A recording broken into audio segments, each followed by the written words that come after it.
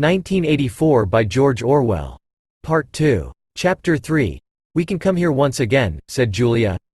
"It's generally safe to use any hideout twice. But not for another month or two, of course." As soon as she woke up her demeanor had changed. She became alert and businesslike, put her clothes on, knotted the scarlet sash about her waist, and began arranging the details of the journey home. It seemed natural to leave this to her. She obviously had a practical cunning which Winston lacked, and she seemed also to have an exhaustive knowledge of the countryside round London, stored away from innumerable community hikes. The route she gave him was quite different from the one by which he had come, and brought him out at a different railway station. "Never go home the same way as you went out," she said, as though enunciating an important general principle. She would leave first, and Winston was to wait half an hour before following her. She had named a place where they could meet after work, 4 evenings hence. It was a street in one of the poorer quarters, where there was an open market which was generally crowded and noisy. She would be hanging about among the stalls, pretending to be in search of shoelaces or sewing thread. If she judged that the coast was clear, she would blow her nose when he approached. Otherwise he was to walk past her without recognition. But with luck, in the middle of the crowd, it would be safe to talk for a quarter of an hour and arrange another meeting. "And now I must go," she said as soon as he had mastered his instructions. "I'm due back at 19:30. I've got to put in 2 hours for the Junior Anti-Sex League, handing out leaflets, or something. Isn't it bloody? Give me a brush down, would you? Have I got any twigs in my hair? Are you sure? Then goodbye, my love, goodbye." She flung herself into his arms, kissed him almost violently, and a moment later pushed her way through the saplings and disappeared into the wood with very little noise.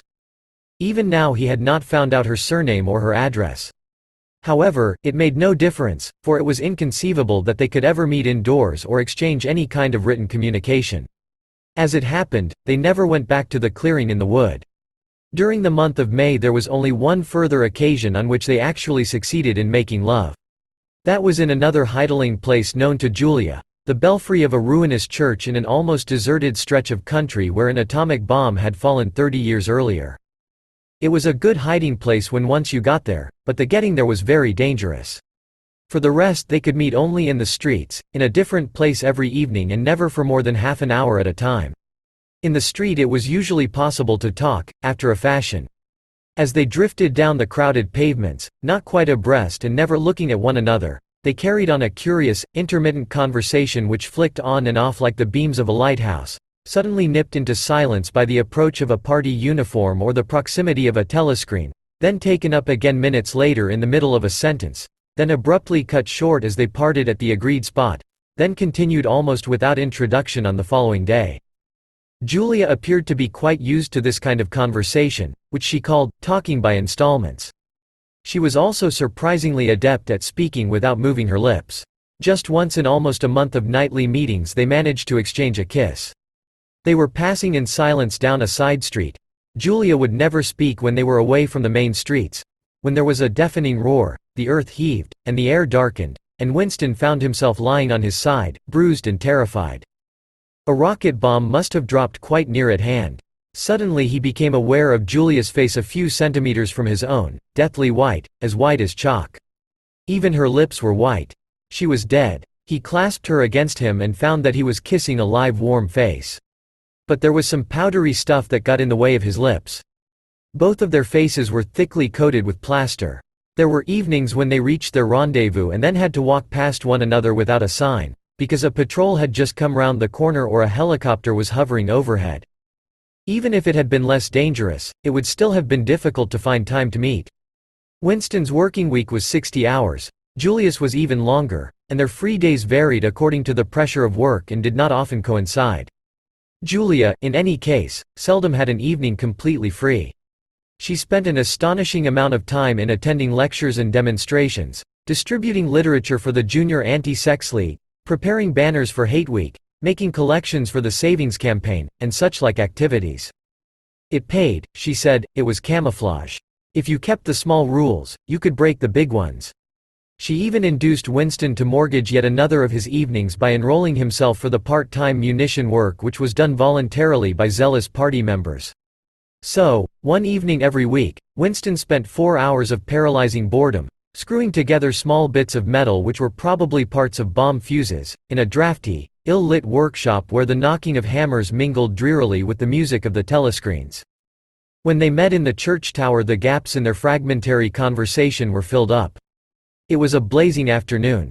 The air in the little square chamber above the bells was hot and stagnant, and smelled overpoweringly of pigeon dung. They sat talking for hours on the dusty, twig-littered floor, one or other of them getting up from time to cast a glance through the arrow slits and make sure that no one was coming. Julia was 26 years old. She lived in a hostel with 30 other girls, always in the stink of women. "How I hate women," she said parenthetically, and she worked, as he had guessed, on the novel writing machines in the fiction department. She enjoyed her work, which consisted chiefly in running and servicing a powerful but tricky electric motor. She was not clever, but was fond of using her hands and felt at home with machinery. She could describe the whole process of composing a novel, from the general directive issued by the planning committee down to the final touching up by the rewrite squad. But she was not interested in the finished product. She didn't much care for reading, she said. Books were just a commodity that had to be produced, like jam or bootlaces. She had no memories of anything before the early 60s, and the only person she had ever known who talked frequently of the days before the revolution was a grandfather who had disappeared when she was 8. At school she had been captain of the hockey team and had won the gymnastics trophy 2 years running. She had been a troop leader in the Spies and a branch secretary in the Youth League before joining the Junior Anti-Sex League. She had always borne an excellent character. She had even, an infallible mark of good reputation, been picked out to work in pornosec, the subsection of the fiction department which turned out cheap pornography for distribution among the proles. It was nicknamed Muck House by the people who worked in it, she remarked. There she had remained for a year, helping to produce booklets in sealed packets with titles like Spanking Stories or One Night in a Girls' School, to be bought furtively by proletarian youths who were under the impression that they were buying something illegal. "What are these books like?" said Winston curiously. "Oh, ghastly rubbish. They're boring, really. They only have 6 plots, but they swap them round a bit. Of course I was only on the kaleidoscopes. I was never in the rewrite squad. I'm not literary, dear, not even enough for that." He learned with astonishment that all the workers in pornosec, except the heads of the departments, were girls. The theory was that men, whose sex instincts were less controllable than those of women, were in greater danger of being corrupted by the filth they handled. "They don't even like having married women there," she added. "Girls are always supposed to be so pure. Here's one who isn't, anyway." She had had her first love affair when she was 16, with a party member of 60 who later committed suicide to avoid arrest. "And a good job too," said Julia, "otherwise they'd have had my name out of him when he confessed." Since then there had been various others. Life as she saw it was quite simple. You wanted a good time. They, meaning the party, wanted to stop you having it. You broke the rules as best you could. She seemed to think it just as natural that they should want to rob you of your pleasures as that you should want to avoid being caught. She hated the party, and said so in the crudest words, but she made no general criticism of it. Except where it touched upon her own life, she had no interest in party doctrine. He noticed that she never used newspeak words except the ones that had passed into everyday use. She had never heard of the Brotherhood, and refused to believe in its existence. Any kind of organized revolt against the party, which was bound to be a failure, struck her as stupid. The clever thing was to break the rules and stay alive all the same. He wondered vaguely how many others like her there might be in the younger generation, people who had grown up in the world of the revolution, knowing nothing else, accepting the party as something unalterable, like the sky, not rebelling against its authority but simply evading it, as a rabbit dodges a dog. They did not discuss the possibility of getting married. It was too remote to be worth thinking about. No imaginable committee would ever sanction such a marriage, even if Catherine, Winston's wife, could somehow have been got rid of. It was hopeless even as a daydream. "What was she like, your wife?" said Julia. "She was. Do you know the newspeak word goodthinkful? Meaning naturally orthodox, incapable of thinking a bad thought?"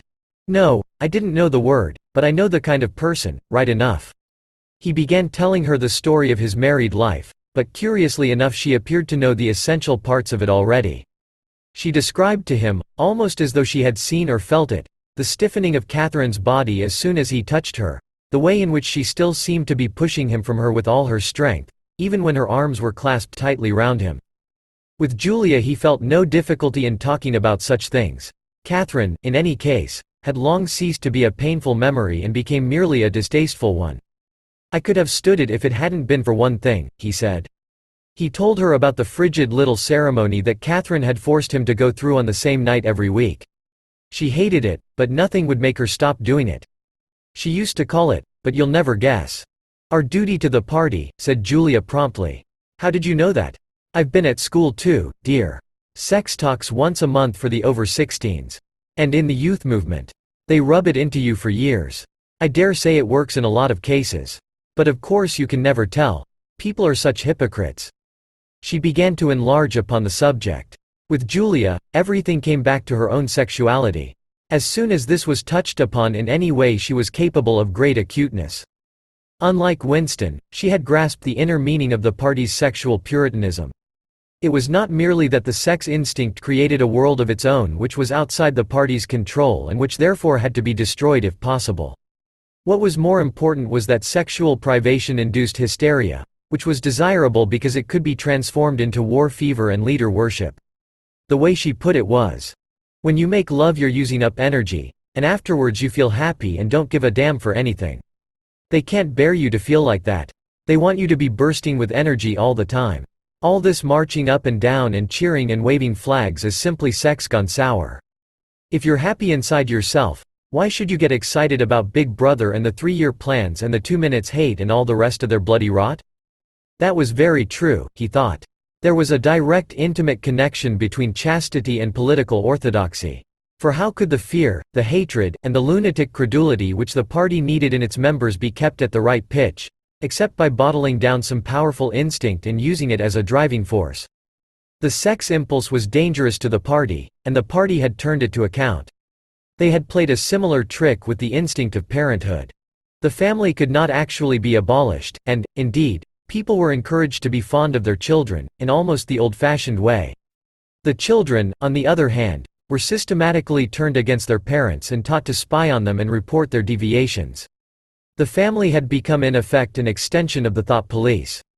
It was a device by means of which everyone could be surrounded night and day by informers who knew him intimately. Abruptly his mind went back to Catherine.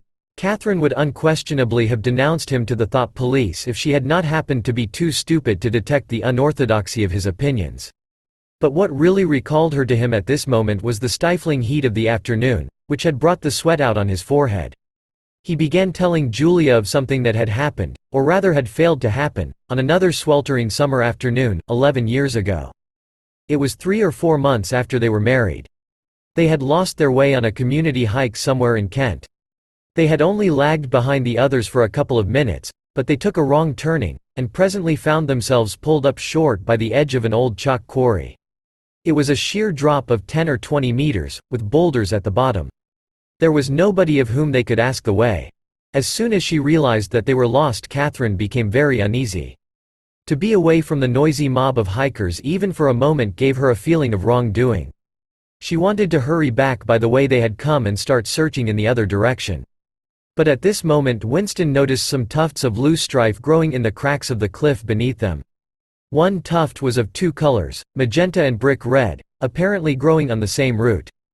He had never seen anything of the kind before, and he called to Catherine to come and look at it. "Look, Catherine. Look at those flowers. That clump down near the bottom. Do you see they're 2 different colors?" She had already turned to go, but she did rather fretfully come back for a moment. She even leaned out over the cliff face to see where he was pointing. He was standing a little behind her, and he put his hand on her waist to steady her. At this moment it suddenly occurred to him how completely alone they were. There was not a human creature anywhere, not a leaf stirring, not even a bird awake. In a place like this the danger that there would be a hidden microphone was very small, and even if there was a microphone it would only pick up sounds. It was the hottest, sleepiest hour of the afternoon. The sun blazed down upon them, the sweat tickled his face. And the thought struck him. "Why didn't you give her a good shove?" said Julia. "I would have." "Yes, dear, you would have." "I would, if I'd been the same person then as I am now. Or perhaps I would. I'm not certain. Are you sorry you didn't?" "Yes. On the whole I'm sorry I didn't." They were sitting side by side on the dusty floor. He pulled her closer against him. Her head rested on his shoulder, the pleasant smell of her hair conquering the pigeon dung. She was very young, he thought, she still expected something from life. She did not understand that to push an inconvenient person over a cliff solves nothing. Actually, it would have made no difference, he said. Then why are you sorry you didn't do it? Only because I prefer a positive to a negative. In this game that we're playing, we can't win. Some kinds of failure are better than other kinds, that's all. He felt her shoulders give a wriggle of dissent. She always contradicted him when he said anything of this kind. She would not accept it as a law of nature that the individual is always defeated. In a way she realized that she herself was doomed, that sooner or later the thought police would catch her and kill her, but with another part of her mind she believed that it was somehow possible to construct a secret world in which you could live as you chose. All you needed was luck and cunning and boldness. She did not understand that there was no such thing as happiness, that the only victory lay in the far future, long after you were dead, that from the moment of declaring war on the party it was better to think of yourself as a corpse. "We are the dead," he said. "We're not dead yet," said Julia prosaically. "Not physically. 6 months, a year, 5 years, conceivably. I am afraid of death. You are young, so presumably you're more afraid of it than I am. Obviously we shall put it off as long as we can. But it makes very little difference. So long as human beings stay human, death and life are the same thing." "Oh, rubbish. Which would you sooner sleep with, me or a skeleton? Don't you enjoy being alive? Don't you like feeling? This is me. This is my hand. This is my leg. I'm real, I'm solid, I'm alive. Don't you like this?" She twisted herself round and pressed her bosom against him. He could feel her breasts, ripe yet firm, through her overalls. Her body seemed to be pouring some of its youth and vigor into his. "Yes, I like that," he said. "Then stop talking about dying. And now listen, dear, we've got to fix up about the next time we meet. We may as well go back to the place in the wood. We've given it a good long rest. But you must get there by a different way this time. I've got it all planned out. You take the train, but look, I'll draw it out for you." And in her practical way she scraped together a small square of dust, and with a twig from a pigeon's nest began drawing a map on the floor. Chapter 4. Winston looked round the shabby little room above Mr. Charrington's shop. Beside the window the enormous bed was made up, with ragged blankets and a coverless bolster. The old-fashioned clock with the 12-hour face was ticking away on the mantelpiece. In the corner, on the gate-leg table, the glass paperweight which he had bought on his last visit gleamed softly out of the half-darkness. In the fender was a battered tin oil stove, a saucepan, and 2 cups, provided by Mr. Charrington. Winston lit the burner and set a pan of water to boil. He had brought an envelope full of Victory coffee and some saccharin tablets. The clock's hands said 1720, it was 1920 really. She was coming at 1930. Folly, folly, his heart kept saying, conscious, gratuitous, suicidal folly. Of all the crimes that a party member could commit, this one was the least possible to conceal. Actually the idea had first floated into his head in the form of a vision, of the glass paperweight mirrored by the surface of the gate-leg table. As he had foreseen, Mr. Charrington had made no difficulty about letting the room. He was obviously glad of the few dollars that it would bring him. Nor did he seem shocked or become offensively knowing when it was made clear that Winston wanted the room for the purpose of a love affair. Instead he looked into the middle distance and spoke in generalities, with so delicate an air as to give the impression that he had become partly invisible. Privacy, he said, was a very valuable thing. Everyone wanted a place where they could be alone occasionally. And when they had such a place, it was only common courtesy in anyone else who knew of it to keep his knowledge to himself. He even, seeming almost to fade out of existence as he did so, added that there were 2 entries to the house, one of them through the backyard, which gave on an alley. Under the windows somebody was singing. Winston peeped out, secure in the protection of the muslin curtain. The June sun was still high in the sky, and in the sun-filled court below, a monstrous woman, solid as a Norman pillar, with brawny red forearms and a sacking apron strapped about her middle, was stumping to and fro between a washtub and a clothesline, pegging out a series of square white things which Winston recognized as babies' diapers. Whenever her mouth was not corked with clothes pegs she was singing in a powerful contralto. It was only an hopeless fancy. It passed like an April die, but a look and a word and the dreams they stirred. They avenue stolen my art awye. The tune had been haunting London for weeks past. It was one of countless similar songs published for the benefit of the proles by a subsection of the music department. The words of these songs were composed without any human intervention whatever on an instrument known as a versificator. But the woman sang so tunefully as to turn the dreadful rubbish into an almost pleasant sound. He could hear the woman singing and the scrape of her shoes on the flagstones, and the cries of the children in the street, and somewhere in the far distance a faint roar of traffic, and yet the room seemed curiously silent, thanks to the absence of a telescreen. Folly, folly, folly. He thought again. It was inconceivable that they could frequent this place for more than a few weeks without being caught. But the temptation of having a hiding place that was truly their own, indoors and near at hand, had been too much for both of them. For some time after their visit to the church belfry it had been impossible to arrange meetings. Working hours had been drastically increased in anticipation of Hate Week. It was more than a month distant, but the enormous, complex preparations that it entailed were throwing extra work onto everybody. Finally both of them managed to secure a free afternoon on the same day. They had agreed to go back to the clearing in the wood. On the evening beforehand they met briefly in the street. As usual, Winston hardly looked at Julia as they drifted towards one another in the crowd, but from the short glance he gave her it seemed to him that she was paler than usual. "It's all off," she murmured as soon as she judged it safe to speak. "Tomorrow, I mean." "What, tomorrow afternoon? I can't come." "Why not?" "Oh, the usual reason. It started early this time." For a moment he was violently angry. During the month that he had known her the nature of his desire for her had changed. At the beginning there had been little true sensuality in it. Their first love-making had been simply an act of the will. But after the second time it was different. The smell of her hair, the taste of her mouth, the feeling of her skin seemed to have got inside him, or into the air all round him. She had become a physical necessity, something that he not only wanted but felt that he had a right to. When she said that she could not come, he had the feeling that she was cheating him. But just at this moment the crowd pressed them together and their hands accidentally met. She gave the tips of his fingers a quick squeeze that seemed to invite not desire but affection.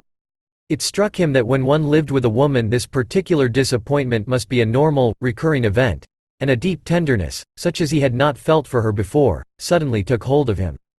He wished that they were a married couple of 10 years standing. He wished that he were walking through the streets with her just as they were doing now but openly and without fear, talking of trivialities and buying odds and ends for the household. He wished above all that they had some place where they could be alone together without feeling the obligation to make love every time they met. It was not actually at that moment, but at some time on the following day, that the idea of renting Mr. Charrington's room had occurred to him. When he suggested it to Julia she had agreed with unexpected readiness. Both of them knew that it was lunacy.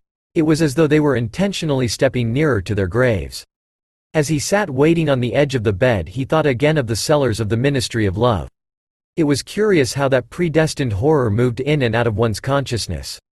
There it lay, fixed in future times, preceding death as surely as 99 precedes 100. One could not avoid it, but one could perhaps postpone it, and yet instead, every now and again, by a conscious, willful act, one chose to shorten the interval before it happened. At this moment there was a quick step on the stairs. Julia burst into the room. She was carrying a tool bag of coarse brown canvas, such as he had sometimes seen her carrying to and fro at the ministry. He started forward to take her in his arms, but she disengaged herself rather hurriedly, partly because she was still holding the tool bag. "Half a second," she said. "Just let me show you what I've brought. Did you bring some of that filthy Victory coffee? I thought you would. You can chuck it away again, because we shan't be needing it. Look here." She fell on her knees, threw open the bag, and tumbled out some spanners and a screwdriver that filled the top part of it. Underneath were a number of neat paper packets. The first packet that she passed to Winston had a strange and yet vaguely familiar feeling. It was filled with some kind of heavy, sand-like stuff which yielded wherever you touched it. "It isn't sugar?" he said. "Real sugar. Not saccharin, sugar. And here's a loaf of bread. Proper white bread, not our bloody stuff, and a little pot of jam. And here's a tin of milk, but look. This is the one I'm really proud of. I had to wrap a bit of sacking round it, because—" But she did not need to tell him why she had wrapped it up. The smell was already filling the room, a rich hot smell which seemed like an emanation from his early childhood, but which one did occasionally meet with even now, blowing down a passageway before a door slammed, or diffusing itself mysteriously in a crowded street, sniffed for an instant and then lost again. "It's coffee," he murmured, "real coffee. It's inner-party coffee. There's a whole kilo here," she said. "How did you manage to get hold of all these things?" "It's all inner-party stuff. There's nothing those swine don't have, nothing. But of course waiters and servants and people pinch things, and look, I got a little packet of tea as well." Winston had squatted down beside her. He tore open a corner of the packet. "It's real tea. Not blackberry leaves. There's been a lot of tea about lately. They've captured India, or something," she said vaguely. "But listen, dear. I want you to turn your back on me for 3 minutes. Go and sit on the other side of the bed. Don't go too near the window. And don't turn round till I tell you." Winston gazed abstract-edly through the muslin curtain. Down in the yard the red-armed woman was still marching to and fro between the washtub and the line. She took 2 more pegs out of her mouth and sang with deep feeling. "They sigh that time, eels all things, they sigh you can always forget, but the smiles and the tears across the years they twist my art strings yet." She knew the whole drivelling song by heart, it seemed. Her voice floated upward with the sweet summer air, very tuneful, charged with a sort of happy melancholy. One had the feeling that she would have been perfectly content, if the June evening had been endless and the supply of clothes inexhaustible, to remain there for 1,000 years, pegging out diapers and singing rubbish. It struck him as a curious fact that he had never heard a member of the party singing alone and spontaneously. It would even have seemed slightly unorthodox, a dangerous eccentricity, like talking to oneself. Perhaps it was only when people were somewhere near the starvation level that they had anything to sing about.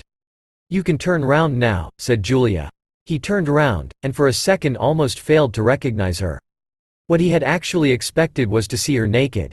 But she was not naked. The transformation that had happened was much more surprising than that. She had painted her face.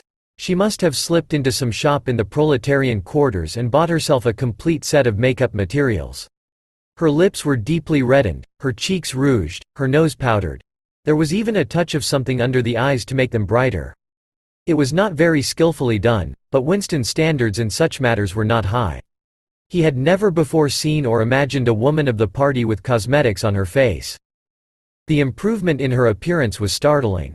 With just a few dabs of color in the right places she had become not only very much prettier, but, above all, far more feminine. Her short hair and boyish overalls merely added to the effect. As he took her in his arms a wave of synthetic violets flooded his nostrils.